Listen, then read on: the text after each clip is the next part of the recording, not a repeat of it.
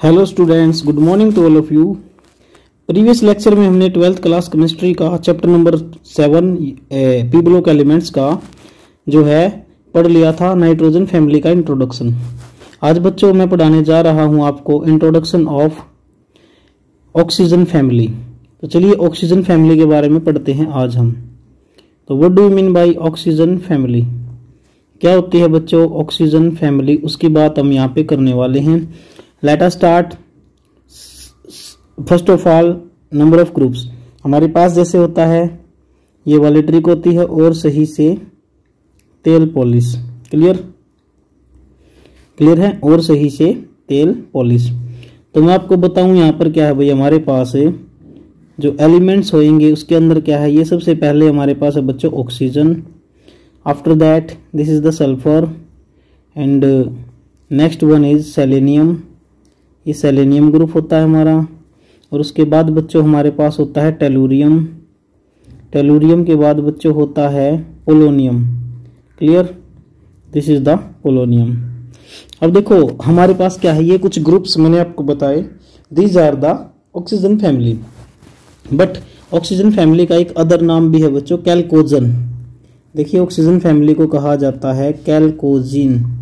What is this word chalcogen? Chalcogen का मतलब होता है बच्चों ओर फॉर्मिंग। ग्रीक भाषा में अगर मैं आपको इसका मीनिंग बताऊं, this is termed as ore forming. मतलब ज्यादातर जो ओर बनते हैं, और क्या होते हैं भाई, अयस्क होते हैं। आपने पढ़ा है ना 6th चैप्टर के अंदर, अयस्क बनाने वाला ग्रुप होता है अपना ऑक्सीजन फैमिली। अगर मैं बात करूं अयस्कों की तो जनरली आप जानते हो जैसे ZNS जिंक सल्फाइड, सल्फर मेरा ZNS के अंदर मिला मेरे को, ठीक है। PBS lead sulphide. तो आप जनरली यहाँ पे यूज कर सकते हैं एक वर्ड, और फॉर्मिंग ग्रुप हमारा ये होता है। क्लियर है बच्चों? अब चलिए नेक्स्ट मैं आपको बताऊं इसके अंदर। तो नेक्स्ट हम डिस्कस करने वाले हैं अब यहाँ पर, ये पढ़ेंगे हम इसके अंदर कुछ इंपॉर्टेंट पॉइंट आप लिखोगे, नोट करोगे मेरे साथ, सब important points of oxygen family. तो बच्चों देखो ऑक्सीजन फैमिली में क्या है, जो हमारा लास्ट मेंबर है वही वो रेडियो एक्टिव होता है नेचर में, ठीक है। लास्ट मेंबर क्या है, अगर मैं ऑक्सीजन की बात करूं तो ऑक्सीजन मेरे पास मिलता है मेरे को O2 और O3 की फॉर्म में। अकरेंस की बात करूं मैं तो ऑक्सीजन मेरे पास O2 की फॉर्म में मिलता है और O3 की फॉर्म में मिलता है बच्चों, ठीक है। और ये दोनों के दोनों क्या हैं, O2 हमारा ऑक्सीजन होता है, आप जानते हो O2 is oxygen and O3 is what, it is the ozone. O3 क्या होता है, ओजोन। क्लियर। उसके बाद मैं सल्फर को डिस्कस करूं तो सल्फर बच्चों हमारे पास S8 की फॉर्म में मिलता है, S6 की फॉर्म में भी मिलता है, S4 S2। क्लियर है ना। अब देखो ये हमारे पास जनरली S8 की फॉर्म में मिलता है। सल्फर होता है बच्चों ऑक्टा एटॉमिक इन नेचर, ठीक है। उसके बाद मैं आपको बताऊं जनरली इस ग्रुप में अगर, तो हमारे पास जो ऑक्सीजन होता है बच्चों, ऑक्सीजन की मैं बात करूंगा। ऑक्सीजन आप जानते हो कितनी परसेंट है, 21% होती है ऑक्सीजन एनवायरनमेंट के अंदर, 21% है ऑक्सीजन बच्चों, ठीक है। ये 21% होती है हमारे पास। और अगर मैं बात करूं ऑक्सीजन की तो it is the most abundant element on the earth crust. क्या बताया मैंने, oxygen is the most abundant element, most abundant होता है बच्चों प्रचुरता में पाया जाने वाला, abandoned element on the earth crust, on earth crust. तो अपनी भूप्रपट्टी में सबसे ज्यादा मात्रा में पाया जाने वाला तत्व बच्चों ऑक्सीजन है, ठीक है। और ऑक्सीजन कैसे बनता है बताओ, ऑक्सीजन बनता है फोटोसिंथेसिस से। सभी बच्चे जानते होंगे फोटोसिंथेसिस जो होता है प्लांट्स के द्वारा जो फूड मेकिंग प्रोसेस होता है, जिसमें पौधे क्या करते हैं, कुछ CO2 लेते हैं, कुछ मिनरल्स लेते हैं, कुछ वाटर लेते हैं, और क्लोरोफिल क्या करता है, सन एनर्जी जो सनलाइट है उसको ट्रैप करता है और अपना भोजन स्वयं बनाते हैं। भोजन के रूप में क्या बनाते हैं पौधे बच्चों, जनरली स्टार्च बनाते हैं, स्टार्च, और उसके साथ ही क्या देते हैं, वो ऑक्सीजन देते हैं भाई। तो ये ऑक्सीजन हमारी बनती है जनरली इस प्रोसेस से। क्लियर है। चलिए मैंने आपको बताया ऑक्सीजन के बारे में, मैं आपको सल्फर के बारे में बताता हूँ। सल्फर क्या है बच्चों, सल्फर की अगर मैं बात करूँ सल्फर की, तो सल्फर हमारा होता है, हिंदी में इसको गंधक बोला जाता है बच्चों, गंधक सल्फर। क्लियर। तो सल्फर हमारा 16th मोस्ट एबेंडेंट एलिमेंट होता है, it is the 16th most abundant element. ठीक है बच्चों, 16th most abundant element. Clear. उसके बाद मैं बताऊँ आपको ये जो एग्जिस्ट करता है, सल्फर कैसे एग्जिस्ट करता है भाई। सल्फर एग्जिस्ट करता है अपनी नेचर में सल्फाइड ओर के साथ, यानी sulphur exist in nature as sulphide ore. जो सल्फाइड ओर होते हैं ना बच्चों, सल्फाइड ओर, उनके साथ हमारा सल्फर एग्जिस्ट करता है। फॉर एग्जांपल यू में राइट एज PbS, उसके बाद HgS, उसके बाद ZnS एंड यू में राइट आल्सो CuFeS2। सारे के सारे और हैं बच्चों ये, CuSO4 कॉपर सल्फेट, ठीक है। उसके बाद .5H2O भी होता है इसके साथ, और MgSO4.7H2। तो ये सारे के सारे मेरे क्या हैं, इसके और हैं, ठीक है। उसके बाद एक टॉपिक हम करेंगे इलेक्ट्रॉनिक कन्फिग्रेशन। इलेक्ट्रॉनिक कन्फिग्रेशन को आप अच्छी तरह से जानते होंगे, मैंने बताया था, एक वीडियो देखे मेरा, उस वीडियो में आपको इलेक्ट्रॉनिक कन्फिग्रेशन के बारे में टोटली बताया गया, ठीक है। तो इलेक्ट्रॉनिक कन्फिग्रेशन की मैं बात करूं यहाँ पे, तो क्या होगा बच्चों, जनरली ये हम डिस्कस करेंगे इलेक्ट्रॉनिक कन्फिग्रेशन के बारे में। तो चलो करते हैं डिस्कस।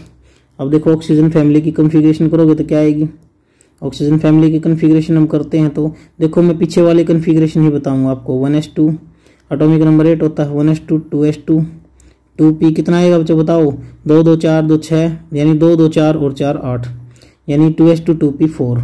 फिर हम सल्फर की बात करेंगे, सल्फर के अंदर क्या है 3s2, सेल बढ़ते जाएंगे 3s2 3p 4। उसके बाद आप डिस्कस करोगे सेलेनियम की, तो 4s2 4p 4। उसके बाद आप डिस्कस करोगे किसका, टेलुरियम का, you will write 5s2 5p 4 and further on you will discuss about polonium, ठीक है। Then you will write 6s2 6p 4। तो यहाँ पे देखो बच्चों ये था हमारा प्रोसेस जिसमें हम इलेक्ट्रॉनिक कन्फिग्रेशन करना आपको सिखा रहे थे। क्लियर है। उसके बाद हम डिस्कस करते हैं, क्या डिस्कस करोगे भाई, the next one topic is 4। देख लीजिएगा, हमने इलेक्ट्रॉनिक कन्फिग्रेशन डिस्कस की है। अभी कुछ प्रॉपर्टी मैं आपको डिस्कस करवाऊंगा, इसकी कितनी सारी प्रॉपर्टीज हम पढ़े हैं इस चैप्टर के अंदर, ठीक है अभी। तो let us start with property of, किसकी प्रॉपर्टी है बच्चों, ऑक्सीजन फैमिली।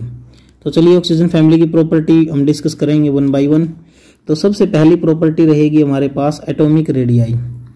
सॉरी ये तो दिखाई ही नहीं दिया, विजिबल नहीं अभी, ठीक है। तो सबसे पहली प्रॉपर्टी हमारी क्या रहेगी बच्चों, एटॉमिक रेडियाई, ठीक है। एटॉमिक रेडियाई क्या होती है, सभी बच्चे जानते होंगे। एटॉमिक रेडियाई होती है भाई परमाणु की त्रिज्या। क्या होती है बच्चों, परमाणु त्रिज्या। इसको पिकोमीटर में मापा जाता है भाई, पिकोमीटर के अंदर मापा जाता है, ठीक है। उसके बाद अगर हम डिस्कस करें इसके अंदर, क्या डिस्कस करोगे, ऊपर से नीचे जाओगे। देखो भाई बच्चों एटॉमिक रेडियाई होती क्या है, मैं बता देता हूँ एक बार आपको। देखो जैसे ये मेरा कोई एटम है, इस एटम के अंदर एक न्यूक्लियस होता है ना। इस न्यूक्लियस मान लो इसमें इतने सारे सेल हैं, तो ये मेरा फर्स्ट सेल है, तो यानी it is the distance between the nucleus and outermost cell.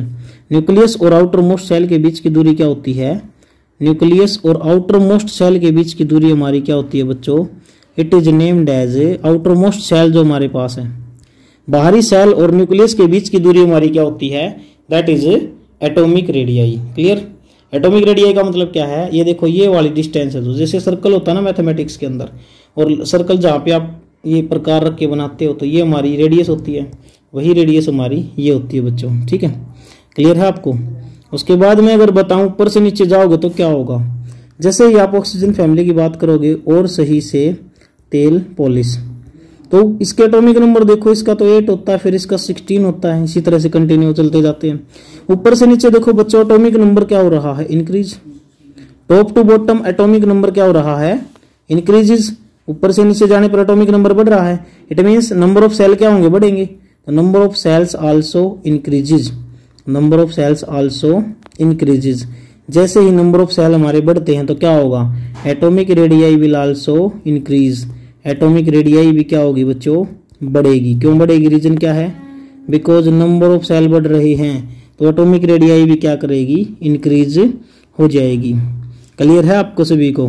तो ये हमारे पास क्या था, इसमें एटॉमिक रेडियाई इंक्रीज होगी, ठीक है। उसके बाद नेक्स्ट टॉपिक हमारा रहेगा द नेक्स्ट टॉपिक इज, अब देखो एटॉमिक रेडियस हमारी ऊपर से नीचे बढ़ गई। रीजन क्या है? एटॉमिक नंबर बढ़ा, जिसके फलस्वरूप सेल बढ़े। नंबर ऑफ सेल बढ़ने से क्या है? साइज बढ़ेगा, एटम का रेडियस बढ़ेगी। तो चलिए नेक्स्ट फैक्टर भी मैं आपको बता देता हूं। सेकंड प्रॉपर्टी हमारी है आयोनाइजेशन एंथैल्पी। देखिए आयोनाइजेशन एंथैल्पी की बात हम करेंगे, या इसको आयोनाइजेशन एनर्जी, हिंदी में बच्चों बोलते हैं आयनन ऊर्जा। क्या बोलते हैं? आयनन ऊर्जा, आयनों की ऊर्जा। कैसे वेरी करेगी बताएं, किस तरह से वेरी करेगी आयोनाइजेशन एंथैल्पी?